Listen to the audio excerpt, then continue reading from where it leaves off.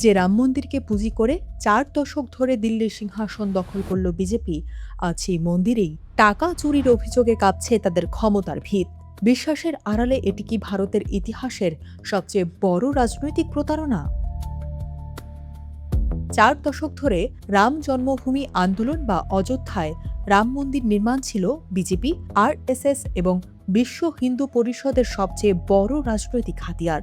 একে কেবল একটি ধর্মীয় কর্মসূচি হিসেবে দেখানো হয়নি, চতুরতার সঙ্গে প্রচার করা হয়েছিল এক সভ্যতা বিনির্মাণের মিশন হিসেবে। বলা হয়েছিল এটি হিন্দুদের হারানো গৌরব পুনরুদ্ধার এবং অতীতের ঐতিহাসিক ভুল সংশোধনের এক লড়াই। কিন্তু বাস্তবের চিত্রটা ছিল সম্পূর্ণ ভিন্ন। এটি আসলে পরিণত হয়েছিল স্বাধীন ভারতের ইতিহাসের সবচেয়ে বড় ধর্মীয় রাজনৈতিক মেরুকরণের কৌশলে। অত্যন্ত সুপরিকল্পিতভাবে উস্কে দেওয়া হয়েছে হিন্দুদের ক্ষোভকে, আর ধর্মনিরপেক্ষতাকে দাঁড় করানো হয়েছিল প্রধান শত্রু হিসেবে। উদ্দেশ্য একটাই, হিন্দু ভোট ব্যাংক এক করা এবং বিজেপিকে দিল্লির ক্ষমতায় বসানো। ৮০ দশকের শেষ ভাগে উত্তর ভারত জুড়ে তখন স্লোগান উঠত, রাম কি সগন্ধ খাতে হায়, হাম মন্দির ওহি বানায়েঙ্গে। ভগবান রাম তখন আর শুধু মন্দিরে বন্দী আরাধনার দেবতা রইলেন না, তিনি হয়ে উঠলেন এক আগ্রাসী হিন্দু জাগরণের কেন্দ্রীয় রাজনৈতিক প্রতীক। ১৯৮০ সালে বিজেপি যখন গঠিত হয়, তখন বাজপেয়ীর স্লোগান ছিল গান্ধীবাদী সমাজতন্ত্র। কিন্তু ভোটে চরম ভরাডুবির পর দলের হাল ধরেন লালকৃষ্ণ আদভানি। তিনি বেছে নেন অযোধ্যা ইস্যুকে। ভারতীয় রাজনীতিতে আবির্ভাব ঘটে রামরথের। ধর্মীয় প্রতীকে সাজানো এই রথযাত্রা আসলে ছিল পুরো দস্তুর ক্ষমতার রাজনীতি। এই একটি বাকবদল বিজেপিকে ভারতের মূল রাজনৈতিক স্রোতে নিয়ে আসে। অযোধ্যার রাস্তা হয়ে ওঠে দিল্লির ক্ষমতায় যাওয়ার রাজপথ।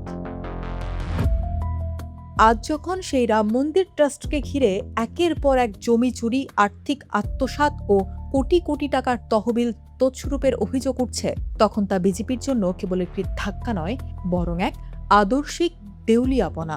কারণ রাম মন্দির ছিল আরএসএস বিজেপির নৈতিক কম্পাস। ২০২১ সালের জমি কেনা নিয়ে বিতর্ক, নির্মোহী আখড়ার পক্ষ থেকে বিশ্ব হিন্দু পরিষদের বিরুদ্ধে আর্থিক অব্যবস্থাপনার অভিযোগ এবং সাধারণ ভক্তদের দেওয়া কোটি কোটি টাকার ডিজিটাল জালিয়াতির মাধ্যমে আত্মসাতের ঘটনা আজ প্রকাশ্য। ইতিহাস সাক্ষী, বড় বড় আর্থিক কেলেঙ্কারি এক নিমিষে সরকারের পতন ঘটাতে পারে। বোর্ডস কেলেঙ্কারি যেভাবে রাজীব গান্ধীর পতন ঘটিয়েছিল, বা 2G স্পেকট্রাম যেভাবে ইউপিএ সরকারকে ধ্বংস করেছিল, এই রাম মন্দির কেলেঙ্কারিও বিজেপির নৈতিক শ্রেষ্ঠত্বের অহংকারকে ধুলোয় মিশিয়ে দেওয়ার ক্ষমতা রাখে। সবচেয়ে আশ্চর্যজনক বিষয় হলো, এই কেলেঙ্কারিতে বিজেপির শীর্ষ নেতৃত্বের রহস্যময় নীরবতা। যে নরেন্দ্র মোদী ২০২৪ সালের নির্বাচনের ঠিক আগে মন্দিরের প্রাণ প্রতিষ্ঠার প্রধান পৃষ্ঠপোষক সেজেছিলেন, তিনি আজ সম্পূর্ণ নীরব। স্বরাষ্ট্রমন্ত্রী অমিত শাহ, যিনি বিরোধীদের পেছনে কেন্দ্রীয় তদন্ত সংস্থাকে লেলিয়ে দিতে ১ সেকেন্ড সময় নেন না, তিনিও মুখে কুলু পেটেছেন। আর উত্তরপ্রদেশের মুখ্যমন্ত্রী যোগী আদিত্যনাথ বিষয়টিকে ধামাচাপা দিতে ওয়াকফ বোর্ডের অনিয়মের কথা তুলছেন। কিন্তু প্রশ্ন হলো, রাম মন্দির ট্রাস্টের দুর্নীতির সঙ্গে ওয়াকফ বোর্ডের সম্পর্ক কি? উত্তরপ্রদেশ সরকারের বিশেষ তদন্ত দল বা এসআইটি যেভাবে তদন্ত করছে, তাও নানা প্রশ্নের জন্ম দেয়। যেখানে অপরাধের তথ্য পাওয়ার সাথে সাথে এফআইআর হওয়ার কথা, সেখানে তদন্ত শেষ করে লোক দেখানো অভিযোগ দায়ের করা হচ্ছে।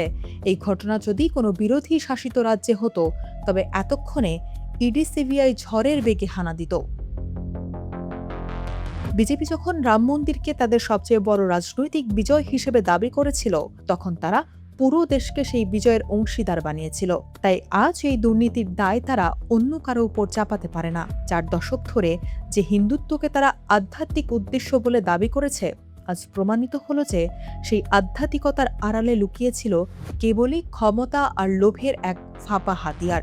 বিশ্বাসের নাম দিয়ে যেভাবে নির্বাচনী কৌশল সাজানো হয়েছিল, আজ তা বুমেরাং হয়ে দাঁড়িয়েছে। দেশের মানুষের সামনে আজ তাই একটি অস্বস্তিকর প্রশ্ন, রাম মন্দির আন্দোলন কি আসলেই কোনো পবিত্র মিশন ছিল, নাকি এটি ছিল কেবলই কমিশন খাওয়ার ধান্দা?